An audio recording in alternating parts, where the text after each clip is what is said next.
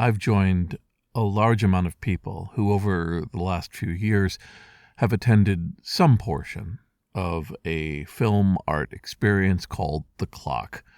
I only saw 4 hours of it, but I'll bet I'm going to see all of it at some point. The Clock is quite a show. This is Jason Scott Talks His Way Out of It, a podcast about technology, history, and getting myself out of debt. Thanks to Jeff Atwood and the hundreds of other supporters on Patreon and elsewhere who have been supporting me and helping me get out of debt. The Clock is either an art installation or a very large supercut film, depending on your attitude.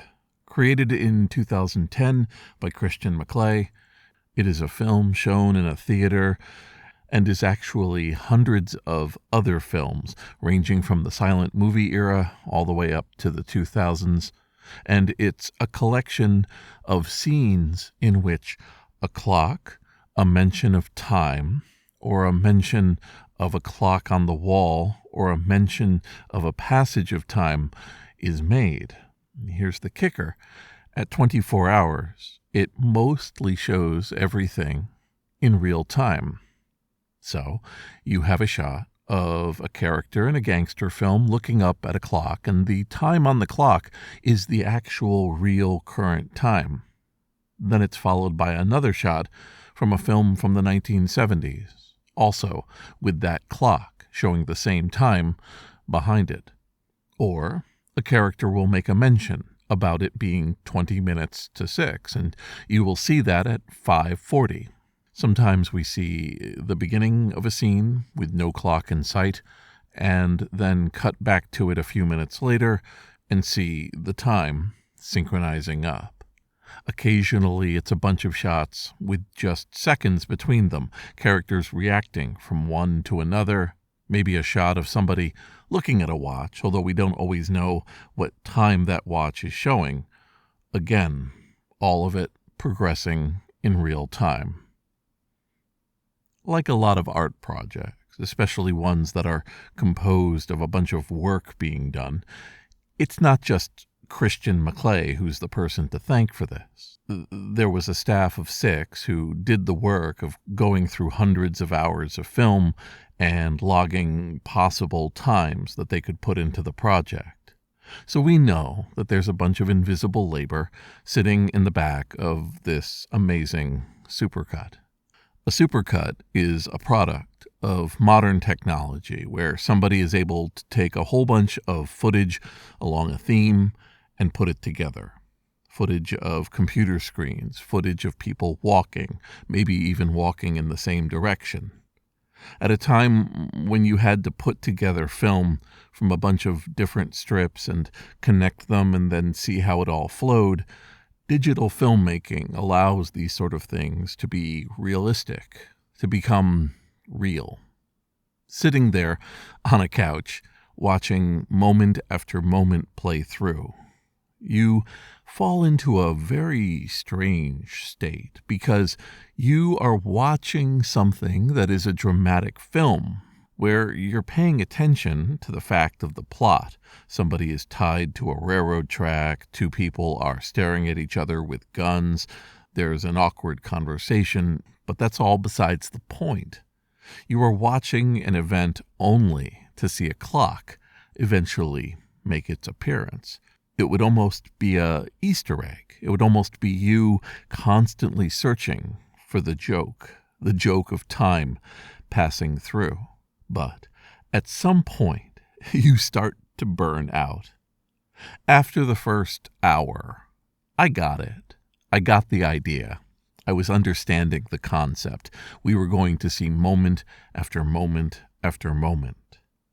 And then I think the unintended effect starts to come in, where you are experiencing time and experiencing these different scenes at a level where you are mostly there, but also mentally living above all of these different constructed scenes. Because while the group didn't have to put it together this way, They chose a bunch of fictional scenes, and fictional scenes are incredibly well lit and are engines for plot.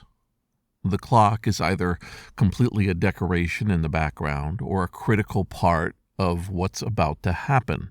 People synchronize their watches. People see that it is 4 o'clock and they need to be somewhere in 20 minutes. You have this character who's not a character. The passage of implied time within a location that has been decorated to be an extended version of life.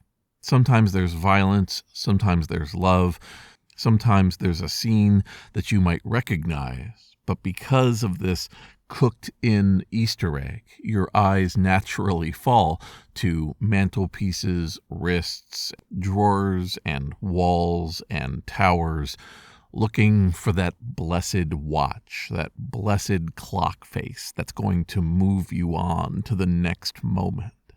By hour 2, now we're really cooking.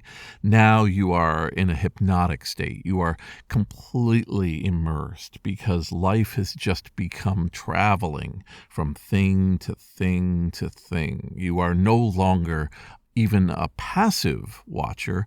You're not even a watcher.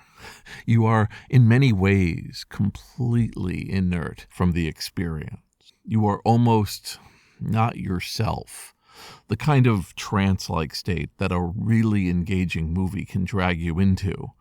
But now it's happening for hours. By the time the staff came in and shut things down because it was the end of the museum day, I was somewhere else. I was really, truly pulled into this work. It's not the first long-form video project I've had the pleasure of sitting in. In Australia, I went to a show that was a series of screens in a room, a large, empty room that was showing Westerns, but they weren't really Westerns. They had alternate dialogue. Occasionally, the camera would be seen in the picture. It was an unreality of the idea of the American Western, with these 3 different screens moving through all of these events. It was actually equally engaging, but it was also always being sure to make itself into an art project. I knew that I was seeing somebody dressed in a Western outfit doing rap lyrics around a fire until eventually they slowly pack up their camp and drive away. It was one of those art projects. You never got that immediacy of a simple cut. You lingered beyond reason in a cinematic way. As a film student, I learned to look at films not just as the plot and description of the story happening, but also as production, as crafted objects of art that I myself was hoping to create by learning from all of these different productions. A set of show and tell curated for me by professors to try to learn what this was about. But the clock was something else entirely. The clock was intended to take different viewpoints of all of these different projects, going across decades, connecting characters who never knew each other, of actors who may have never lived at the same time, all being pushed forward by the progressive, constant, unending, and unrelenting march of time.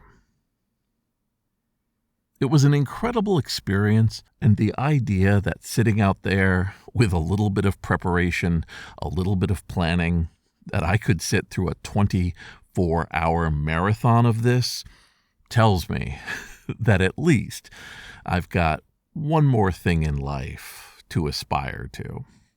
At 24 hours, it must put you into a mental state you may not recover from for weeks. But the challenge sits in front of me, this supercut of oddity and strangeness, of everything being chronological and yet arranged, yet also being fanciful and beautifully decorated. I'm looking forward to that day. a day that will be 100% eaten up by the clock. This is Jason Scott Talks His Way Out of It. Thanks to James Bekoyanu, Ernie Hershey, David Fisher, Michael Rubin, Dilip Reddy, Sean Kelly, Trixie the Cat, Martin, Symbionts, Benjamin Guts, Joey Mink, and Anonymous, along with the hundreds of other supporters on Patreon and elsewhere who have been supporting me and helping me get out of debt. This particular showing was at the Museum of Modern Art, and there was a virtual queue for this movie.